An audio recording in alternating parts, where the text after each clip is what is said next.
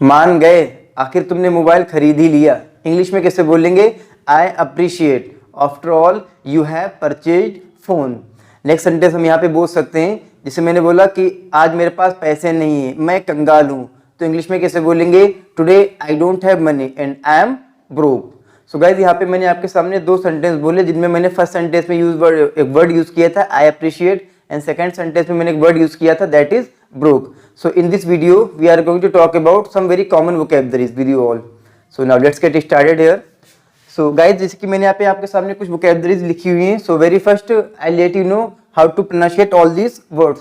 सबसे पहले मैं आपको बताऊंगा कि सारे वर्ड्स को आपको pronunciate कैसे करना है, ठीक है?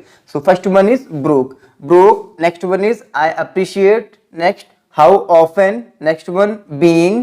Next one having. Next puffy eyes. And last one scratch. Okay, so now we are going to use all these words into sentence. अब हम लोग सारे वर्ड्स को सेंटेंस में 1 to 1 यूज करेंगे. सो जैसे कि पहले यहाँ पे लिखा हुआ है ब्रोक. ब्रोक का मतलब होता है कंगाल. कंगाल you can say a person who does not have even single rupees, मतलब कोई ऐसा इंसान जिसके पास एक रुपया भी ना हो. तो हम लोग बोलते हैं कि तुम कंगाल हो या मैं कंगाल हूँ. तो इंग्लिश में कैसे बोलेंगे? मैं कंगाल हूँ, मेरे पास पैसे नहीं है. इंग्लिश में क्या बोलेंगे? I am broke and I don't have even money. इस तरीके से.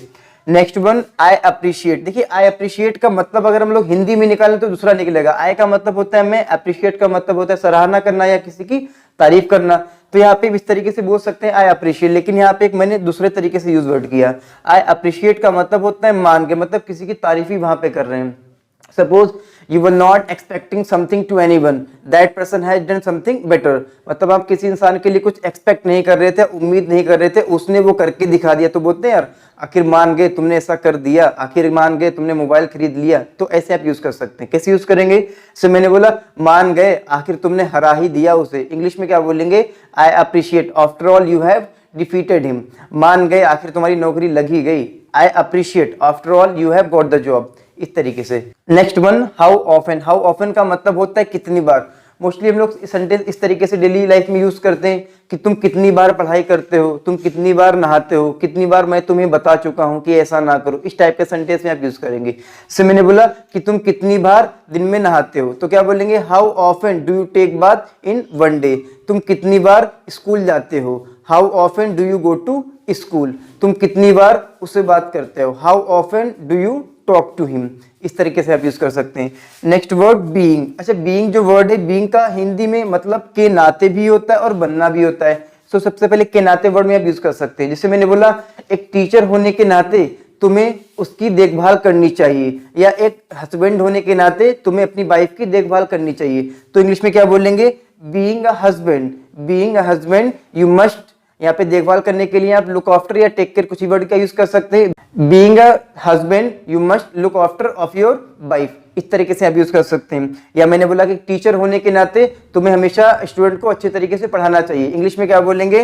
Being a teacher you must always teach your students properly या इन अ गुड वे. इससे भी आप यूज कर सकते हैं. बीइंग का मतलब बनना भी होता है. अच्छा शॉर्ट टर्म पे लोग किसी से बोलते हैं कि ज्यादा मूर्ख मत बनो, ज्यादा होशियार मत बनो, तो ऐसे बोल सकते हैं कि ज्यादा होशियार बनने की कोशिश मत करो. क्या बोलेंगे? Don't try to be over smart. इस तरीके से आप यूज कर लेंगे.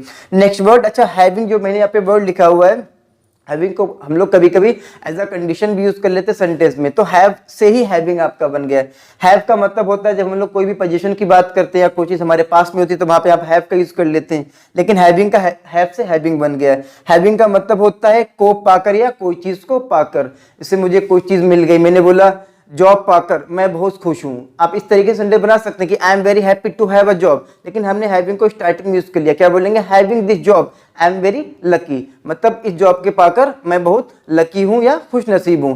तुम्हें पाकर मैं बहुत खुश नसीब हूं. Having you in my life I am very lucky. इस तरीके से भी आप यूज कर सकते हैं. Next word puffy eyes. Puffy eyes का मतलब होता है सूजी हुई आंखें.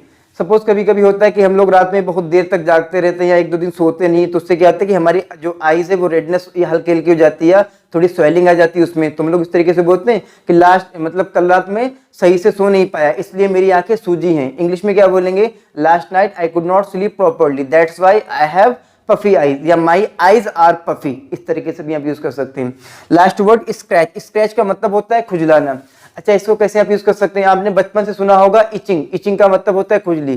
तो इचिंग को मोस्टली हम लोग लाइक खुजलाने की कभी कभी यूज कर लेते हैं, लेकिन वो तरीका हमारा गलत हो जाता है। आप क्या बोलेंगे यहाँ पे, सपोज आप पे कहीं खुजली है या हाथ में खुजली है तो क्या बोलेंगे, I have itching in my hand. लेकिन जब हम लोग कहीं पे खुजली होती है, खुजलाते हैं, इस तरीके से खुजलाते हैं कहीं पे, तो वहां पे स्केच वर्ड का यूज कर लेते हैं। जैसे मैंने बोला कि मेरे हाथ में खुजली मच रही है, मेरे खुजला दो, तो क्या बोलेंगे, please I am having itching in my hand, please scratch on my hand, मेरे हाथ पर खुजला दो या मेरी पीठ पर खुजला दो, इस तरीके से बोलते हैं। तो क्या बोलेंगे, please scratch on my back. इस तरीके से भी आप यूज कर सकते हैं।